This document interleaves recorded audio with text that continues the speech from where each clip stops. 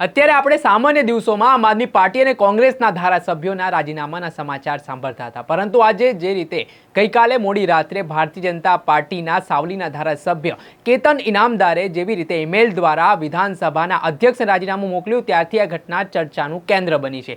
માત્ર ભારતીય જનતા પાર્ટીમાંથી એક ધારાસભ્યના રાજીનામાને લઈને ભારતીય જનતા પાર્ટીમાં દોડધામ મચી ગઈ છે, જેમાં કેતન ઇનામદાર દ્વારા પોતાની હૈયાવરાટ ઠાલવામાં આવી હતી, પોતાની નારાજગી વ્યક્ત કરવામાં આવી હતી કે નવા જે અન્ય પાર્ટીમાંથી લોકોને લેવામાં આવી રહ્યા છે, જે ભરતી મેળો ચાલી રહ્યો છે, તેના કારણે ક્યાંક ને ક્યાંક ભારતીય જનતા પાર્ટીના જે કાર્યકરો છે, નેતાઓ છે, તેમની અવગણના થઈ રહી છે, તેમનું માન સન્માન નથી જળવાઈ રહ્યું, તેના કારણે તેમણે રાજીનામું આપ્યું છે. ત્યારે બીજી તરફ હવે જે કેતન ઇનામદારે રાજીનામું આપવા માટેની વાત છે, તેમને મનામણા માટે પણ ભારતીય જનતા પાર્ટીના ઉચ્ચ ટોચના નેતાઓ છે તે કામે લાગી ગયા છે અને હવે કેતન ઇનામદાર છે તે ગાંધીનગર જવા પણ રવાના થઈ ચૂક્યા છે. કેમ રાજીનામું આપ્યું, શું કારણ છે અને રંજનબેન ભટ્ટ એ શું પ્રતિક્રિયા આપી છે, વાત કરીશું આ વિડીયોમાં.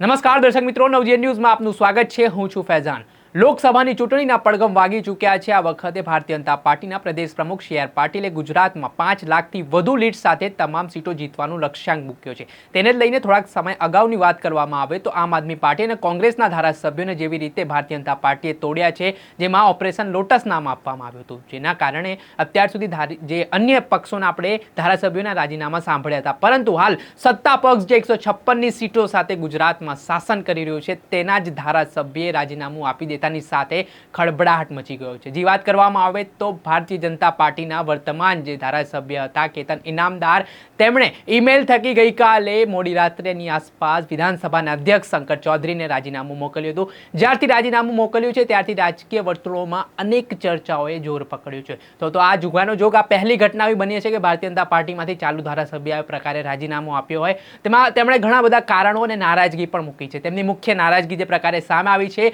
કે જે રીતે અત્યારે ભારતીય જનતા પાર્ટીમાં વેલકમ પાર્ટી ચાલી રહી છે, કાર્યકર્તાઓને જોડવામાં આવી રહ્યા છે, તેના કારણે જે હાલના ભાજપના કાર્યકર્તાઓ છે તેમનું માન સન્માન નથી જળવાઈ રહ્યું, તેમની અવગણના કરવામાં આવી રહી છે. એટલે નવા નેતાઓને મોટી જવાબદારીઓ છે તે સોંપવામાં આવી રહી છે. તાજેતરની વાત કરવામાં આવે તો થોડાક સમય અગાઉ જે 2022ની વિધાનસભાની ચૂંટણી સાવલી બેઠક પરથી કોંગ્રેસમાંથી લડ્યા હતા કુલદીપસિંહ રાહુલજી, તેમને જ્યારે ભારતીય જનતા પાર્ટીમાં સમાવવામાં આવ્યા અને ગઈકાલે તેમને ડભોઈના પ્રભારી તરીકે જવાબદારી જે સોંપવામાં આવી, તેના કારણે કેતન ઇનામદારની નારાજગી વધારે વકરી અને તેમણે ગઈકાલે રાત્રે જ આ પ્રકારનો નિર્ણય લીધો કે હું રાજીનામું આપી દઈશ. ને તેમણે જે રાજીનામામાં વાત કરી કે મારી અંતર આત્માને માન આપીને મેં રાજીનામું આપ્યું છે. પહેલા તો કેતન ઇનામદાર શું કહી રહ્યા છે તે સાંભળી લો.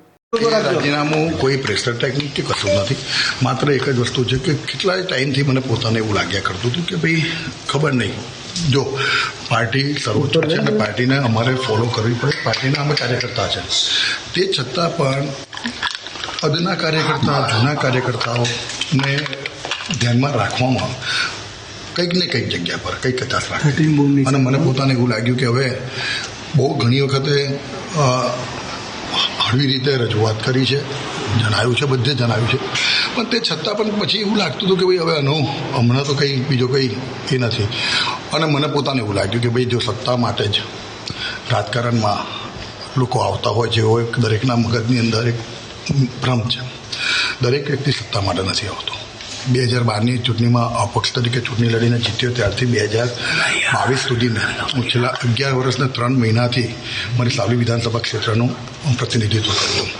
ભારતીય જનતા પાર્ટીનો જ્યારથી હું રાજકારણની અંદર સક્રિય થયો ત્યારથી એક પણ ચૂંટણી મેં ભારતીય જનતા પાર્ટીના સિમ્બોલ સિવાય અને અપક્ષ કદાચ પાર્ટીનો સિમ્બોલ હશે તો ભારતીય જનતા પાર્ટીનો હશે, કાં તો મેં મારી પબ્લિકનો મેન્ડેટ લીધો હશે, એનાથી વિશેષ કશું નથી કર્યું. પણ આજે મારો રાજીનામાની વાત છે એ માત્ર ને માત્ર મેં વચ્ચે પણ 2020માં કહ્યું હતું કે માન સન્માન આત્મસન્માનથી મોટું કોઈ વસ્તુ નથી અને એને કારણે જ, અને આ એક કેતન ઇનામદારનો અવાજ નથી, આ અવાજ ભારતીય જનતા પાર્ટીના પ્રત્યેક કાર્યકર્તાઓનો જ છે. ભલે કેતન નિમિત્ત બન્યો છે, પણ હું તો આજે 2 હાથ જોડીને કહું છું કે જૂના કાર્યકર્તાઓની અવગણના ના થાય, પાર્ટીને મોટી કરો, પાર્ટીનો વેગ વધારો, એનાથી સંમત છે. હંમેશા પરિવાર મોટો જ કરવો જોઈએ. અને આજે દેશના વડાપ્રધાન આદરણીય નરેન્દ્રભાઈ મોદી સાહેબ, જે આજે આખા સમગ્ર દેશની 140 કરોડની જનતા જે એમને પોતાને ઈચ્છે છે, અને હું આજે પોતે પણ આ બનાવ પછી પણ હું આજે ભારતીય જનતા પાર્ટીનો કાર્યકર્તા છું અને લોકસભાની મારી વડોદરા સીટ માન્ય રંજનબેન ભટ્ટને સૌથી સારામાં સારો લીડ મારી વિધાનસભા ક્ષેત્રમાં મળે એ રીતે હું તત્પર છું અને રાત દિવસ મહેનત કરીશ.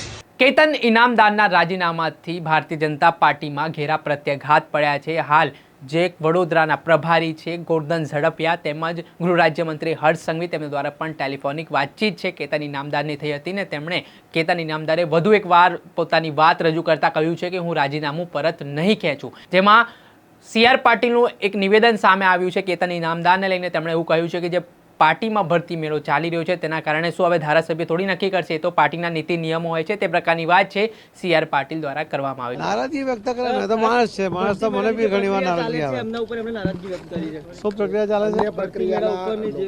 સાની ઉપર એ પાર્ટીના લોકો નહીં, સાની પ્રક્રિયા ચાલે છે. એમનું એવું કહેવું છે કે જે એ તો પાર્ટી નક્કી કરે ને, કોઈ ધારાસભ્ય થોડો નક્કી કરે. પાર્ટી નક્કી કરશે, પાર્ટીના નીતિ નિયમ મુજબ ચાલશે. એટલે સ્પષ્ટ કહી શકાય કે CR પાટીલ પણ કેતન ઇનામદારથી નારાજ ચાલી રહ્યા છે. જો કે હાલ જે વડોદરામાં છે તે ભડકો જોવા મળી રહ્યો છે.